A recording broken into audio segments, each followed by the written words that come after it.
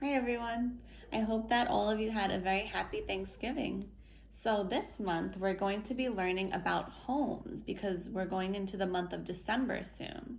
So we're going to talk about where we live, we're going to talk about our homes and some other buildings that we see around our neighborhood. So for today we're going to talk about our own home, and this is called House Sweet House. So we're going to talk about your home, but also some other different homes that people live in because everyone's home is different. So this is called House Sweet House. Families live in all kinds of houses. There are big houses, little houses, plain houses, and houses on all colors of the rainbow. No matter what it looks like, a family's house is its home.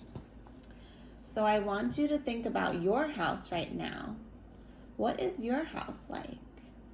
You can tell me what color it is, if it's big or small, what it looks like on the inside or the outside. So what is your house like?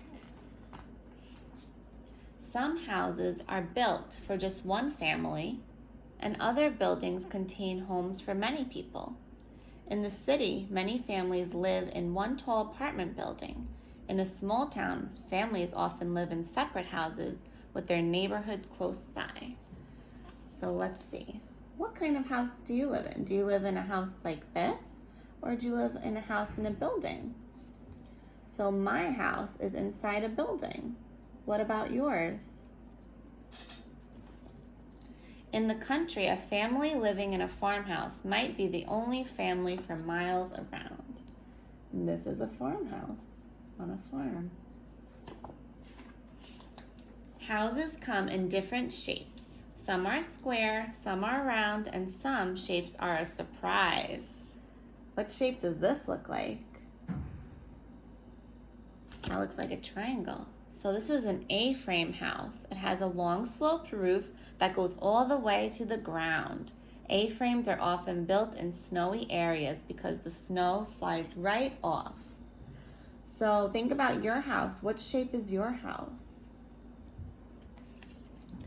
In one part of China, people live in Toulouse. A Toulouse is an O-shaped building with apartments circling the center, right there.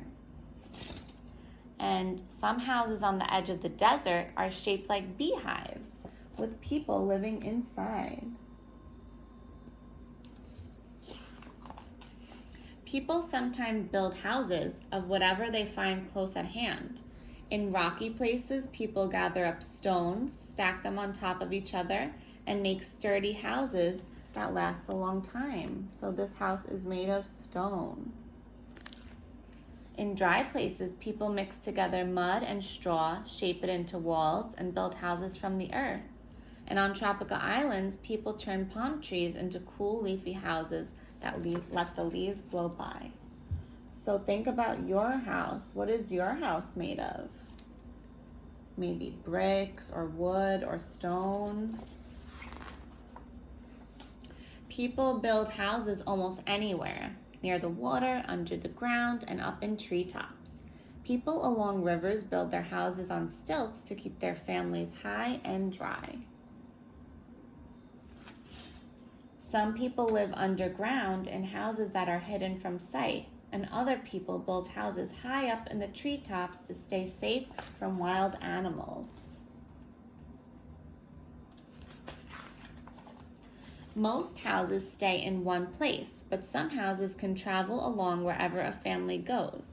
Sheep herders in Mongolia live in houses called yurts, white tents that can be taken down, folded up, and carried to a new place. People who live on houseboats can anchor their home at a dock and travel up and down a river. This is a houseboat. There are even houses on wheels. Families can drive their mobile homes anywhere and have their houses with them wherever they stop.